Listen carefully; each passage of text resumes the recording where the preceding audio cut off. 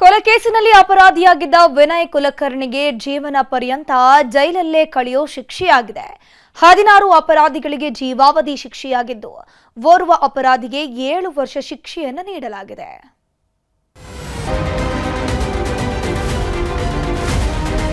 A15 Vinay Kulkarni ಅವರ ನಿರ್ದೇಶನದ ಮೇರೆಗೆ ಅವರನ್ನು ಕರ್ಕೊಂಡು ಅಲ್ಲಿ ಹೋಗಿ ಅಲ್ಲಿ ಮರ್ಡರ್ ಮಾಡಿಸಿದ್ದಾರೆ. ಕುಲಕರ್ಣಿ ಅವರ ರೋಲ್ ಬಗ್ಗೆ, ಅವರ ಪಾತ್ರದ ಬಗ್ಗೆ ಬಸವರಾಜ ಮುತ್ತಗಿ ಅವರು ಎಲೆಯಾಗಿ ಬಿಡಿಸಿ ಹೇಳಿದ್ದಾರೆ. ಪೊಲೀಸ್ ಅಧಿಕಾರಿಗಳನ್ನ ಬಳಕೆ ಮಾಡಿಕೊಂಡು ಮತ್ತು ರಾಜಕಾರಣಿಗಳ ಮಾತು ಕೇಳಿ ಪೊಲೀಸ್ ಅಧಿಕಾರಿಗಳು ತಮ್ಮ ಕರ್ತವ್ಯವನ್ನು ಮರೆತು ಅವರಿಗೆಲ್ಲರಿಗೂ ಒಂದು ಪಾಠ ಆಗಬೇಕು.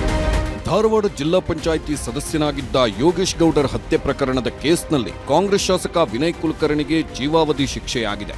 ಕೇಸ್ ವಿಚಾರಣೆ ಪೂರ್ಣಗೊಳಿಸಿದ್ದ ಜನಪ್ರತಿನಿಧಿಗಳ ವಿಶೇಷ ಕೋರ್ಟ್ ಮೊನ್ನೆ ಅಪರಾಧಿ ಅಂತ ಘೋಷಣೆ ಮಾಡಿತ್ತು. ಇದೀಗ ಜೀವಾವಧಿ ಶಿಕ್ಷೆ ನೀಡಿ ಅಂತಿಮ ಆದೇಶ ಬರೆದಿದೆ.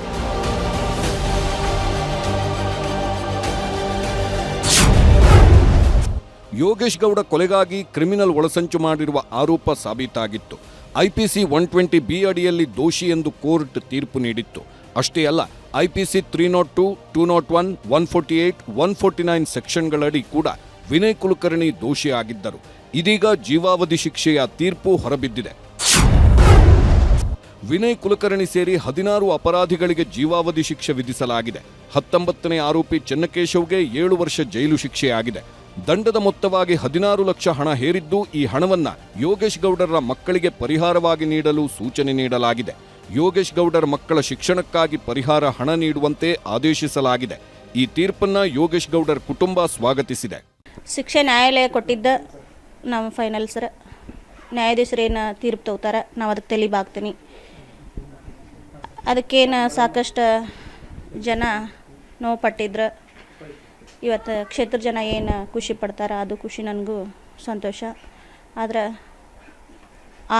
ನನ್ನ ಗಂಡ ಮಾಡುವಂಥ ಕೆಲಸ ನನ್ನ ಮಗ ಮಾಡಿ ತೋರಿಸ್ಲಿ, ಅವಾಗ ನಾನು ಸಾಕಷ್ಟು ಖುಷಿ ಪಡ್ತೇನೆ. ಈಗ ಅವ್ರಿಗೆ ಮಕ್ಕಳು ಕಾಣತ್ತಿದ್ರೆ ನಮ್ಮ ತಮ್ಮ ನಮಗೆ ನೋವು ಕಂಡಿತ್ತು, ನಮ್ಮ ತಮ್ಮಗೂ ಅನಿಸ್ಲಿಲ್ಲ. ನನ್ನ ಮಕ್ಕಳು, ನನ್ನ ತಂದೆ ತಾಯಿ ನನ್ನ ಬಳಗೈತಿ, ನನಗೂ ಹಿಂಗೆ ಮಾಡಿದ್ರಲ್ಲ ಅಂತೇಳಿ ನಮ್ಮ ತಮ್ಮಗೆ ಮಾಡಿದ್ರೆ ಏನು ಆತ್ಮಶಾಂತಿ ಸಿಗ್ತದೆ. ಜೀವಾವಧಿ ಶಿಕ್ಷೆ ಬೇಡ, ಕಠಿಣ ಶಿಕ್ಷೆ ಕೊಡಿ ಅಂತ ಕೋರ್ಟ್ನಲ್ಲಿ ಗೋಗರೆದಿದ್ದರು ವಿನಯ್ ಕುಲಕರ್ಣಿ. ಆದರೂ ಯಾವುದೇ ಮನ್ನಣೆ ಸಿಗದ ಕಾರಣಕ್ಕೆ ಹೈಕೋರ್ಟ್ ಅಥವಾ ಸುಪ್ರೀಂ ಕೋರ್ಟ್ನಲ್ಲಿ ಹೋರಾಡಲು ಈಗಾಗಲೇ ತಯಾರಿಯೂ ನಡೆದಿದೆ. ಶಾಸಕ ವಿನಯ್ ಕುಲಕರ್ಣಿ ಒಂದು ಜೀವಾವಧಿ ಶಿಕ್ಷೆಗೆ ಗುರಿಯಾಗಿರೋದ್ರಿಂದ ಅವರು ಮುಂದಿನ ಕಾನೂನು ಹೋರಾಟದ ಬಗ್ಗೆ ಕೂಡ ಒಂದು ಚರ್ಚೆ ನಡೆಸುವಂತಹ ಸಾಧ್ಯತೆ ಕೂಡ ಎದುರಾಗಿದೆ. ಯಾಕಂದ್ರೆ ಅವರೀಗ ಒಂದು ಶಾಸಕ ಸ್ಥಾನ ಕೂಡ ಇರೋದ್ರಿಂದ ಅವರು ಹೈಕೋರ್ಟ್ನಲ್ಲಿ ಈ ಒಂದು ತೀರ್ಪಿಗೆ ತಡೆಯಾಜ್ಞೆಯನ್ನು ಕೋರಿ ಒಂದು ಮೇಲ್ಮನವಿ ಸಲ್ಲಿಕೆ ಮಾಡುವಂತ ಸಾಧ್ಯತೆ ಕೂಡ ಇದೆ. ಸುಪ್ರೀಂ ಕೋರ್ಟ್ಗೆ ಹೋದ್ರೂ ನಾವು ಅಪೀಲ್ ಹೋಗ್ತೇವೆ ಅಂತಿದ್ದಾರೆ ಸಿಬಿಐ ವಕೀಲರು. ಮೇಲ್ಮನವಿ ಸಲ್ಲಿಸಿದ್ರೆ ನಾವು ಅಲ್ಲಿ ಅದನ್ನು ಸೀರಿಯಸ್ ಆಗಿ ಕಂಟೆಸ್ಟ್ ಮಾಡಿ ಅದನ್ನು ಯಾವುದೇ ರೀತಿಯಲ್ಲಿ ಅವರಿಗೆ ಈ ಸೆಂಟೆನ್ಸ್ ಸಸ್ಪೆಂಡ್ ಆಗದ ಹಾಗೆ ನಾವು ಅಲ್ಲಿ ಆರ್ಗ್ಯುಮೆಂಟ್ ಮಾಡ್ತೀವಿ. ಜೀವಾವಧಿ ಶಿಕ್ಷೆ ಅಂದರೆ ಟಿಲ್ ಈಸ್ ನ್ಯಾಚುರಲ್ ಡೆತ್, ಇದು ನಮ್ಮ ಮಿಸ್ಕನ್ಸೆಪ್ಷನ್. ಯಾಕಂದರೆ ಜೀವಾವಧಿ ಶಿಕ್ಷೆ ಅಂದರೆ 14 ಇಯರ್ಸ್ ಅಲ್ಲ, 14 years the power of the government to remit the sentence. 14 ವರ್ಷದ ಮೇಲೆ ಗೌರ್ಮೆಂಟಿಗೆ ಆ ಪವರ್ ಇದೆ, ಅದೇನು ಕಂಪಲ್ಸರಿ ಅಲ್ಲ, ಗೌರ್ಮೆಂಟ್ ಬೇಕಿದ್ರೆ ಮಾಡ್ಬೋದು. ಯೋಗೇಶ್ ಗೌಡರ್ ಕೊಲೆ ಕೇಸ್ ವಿಚಾರವಾಗಿ ಹೋರಾಟ ಮಾಡಿದ್ದವರು ಬಸವರಾಜು ಕೊರವರ ಇದೀಗ ಜೀವಾವಧಿ ಶಿಕ್ಷೆ ಆಗಿರುವುದನ್ನು ಸ್ವಾಗತಿಸಿದ್ದಾರೆ.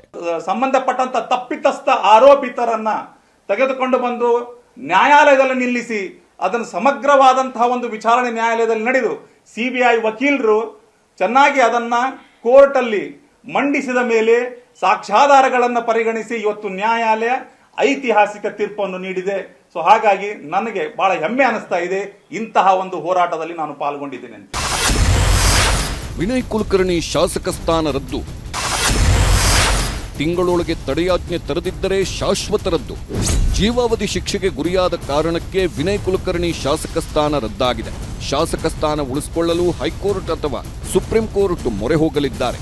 1 ತಿಂಗಳೊಳಗೆ ತಡೆಯಾಜ್ಞೆ ತರಬೇಕು, ಇಲ್ಲವಾದರೆ ಶಾಸಕ ಸ್ಥಾನವನ್ನ ಶಾಶ್ವತವಾಗಿ ಕಳೆದುಕೊಳ್ಳಲಿದ್ದಾರೆ. ನ್ಯಾಯಾಲಯದಲ್ಲಿ ಗೌರವ ಇದೆ, ಆದ್ರೆ ಒಂದು ದೊಡ್ಡ ಒಳಸಂಚು. ಇನ್ನೇನು ಬಿ ರಿಪೋರ್ಟ್ ಫೈಲ್ ಮಾಡುವಂತ ಸಂದರ್ಭದಲ್ಲಿ ಸಿಬಿಐನವ್ರು ತಗೊಂಡು ಒಂದು ದೊಡ್ಡ ಕಿರುಕುಳ ನೀಡಿ, ಸೊ ಒಳಸಂಚಿನಲ್ಲಿ ಇವತ್ತು ವಿನಯ್ ಕುಲಕರ್ಣಿನ ತಿಳಿಸಿದ್ದಾರೆ. ಇವತ್ತು ಕೂಡ ನನಗೆ ಅವ್ರ ಮೇಲೆ ನಂಬಿಕೆ ಇದೆ. ಶಿಕ್ಷೆಗೆ ಗೌರವ ಕೊಡಬೇಕು, ಅದು ಬೇರೆ ವಿಚಾರ. ಆದರೆ ನನಗಂತೂ ಅವರು ತಪ್ಪು ಮಾಡಿದ್ದ, ಮೇಲ್ಮನೆಗೆ ಅವಕಾಶ ಇದೆ, ಇನ್ನು 30 ದಿನ ಅವಕಾಶ ಇದೆ, ಅವರು ಮಾಡ್ತಾರೆ. ಯೋಗೇಶ್ ಗೌಡರ್ ಕೊಲೆ ಕೇಸನ್ನ 2019ರಲ್ಲಿ ಸಿಎಂ ಆಗಿದ್ದ ಯಡಿಯೂರಪ್ಪನವರು ಸಿಬಿಐ ತನಿಖೆಗೆ ಕೊಟ್ಟಿದ್ರು. ಕುಲಕರ್ಣಿಗೆ ಜೀವಾವಧಿ ಆಗಿರುವುದನ್ನ ಯಡಿಯೂರಪ್ಪ ಸೇರಿದಂತೆ ಎಲ್ಲರೂ ಸ್ವಾಗತಿಸುತ್ತಾರೆ. ಅಪರಾಧ ಆಗಿತ್ತು ಆ ಸಂದರ್ಭದಲ್ಲಿ ಇವತ್ತು ನಾನೇ ಹೇಳಿದ್ದೆ ಅದೇ ಸತ್ಯ ಅನ್ನೋದು ಸಾಧ್ಯ. ಈ ಥರ ಘಟನೆಗಳು ಆಗಬಾರ್ದಾಗಿತ್ತು. ಇನ್ನು ಜೀವಾವಧಿ ಶಿಕ್ಷೆ ಅನ್ನುತ್ತಲೇ ಇಡೀ ಧಾರವಾಡ ಜಿಲ್ಲೆಯ ಜನ, ಧಾರವಾಡ ರಾಜಕಾರಣಿಗಳಲ್ಲಿ ಇದೀಗ ಹೊಸ ಚರ್ಚೆಗಳು, ಲೆಕ್ಕಾಚಾರಗಳು ನಡೆದಿವೆ. ಕೇಸ್ನ ಮಾಫಿ ಸಾಕ್ಷಿಯಾಗಿದ್ದ ಬಸವರಾಜ ಮುತ್ತಗಿ ಮನೆಗೆ ಬಿಗಿ ಪೊಲೀಸ್ ಬಂದೋಬಸ್ತ್ ಮಾಡಲಾಗಿದೆ. ಕೇಂದ್ರೀಯ ಭದ್ರತಾ ಹಾಗೂ ಡಿಎಆರ್ ತುಕಡಿ ನಿಯೋಜನೆ ಮಾಡಲಾಗಿದೆ. ಅಹಿತಕರ ಘಟನೆಗಳು ನಡೆಯದಂತೆ ಜಿಲ್ಲೆಯಾದ್ಯಂತ ಮುನ್ನೆಚ್ಚರಿಕಾ ಕ್ರಮ ಕೈಗೊಳ್ಳಲಾಗಿದೆ. Bureau report, news 18.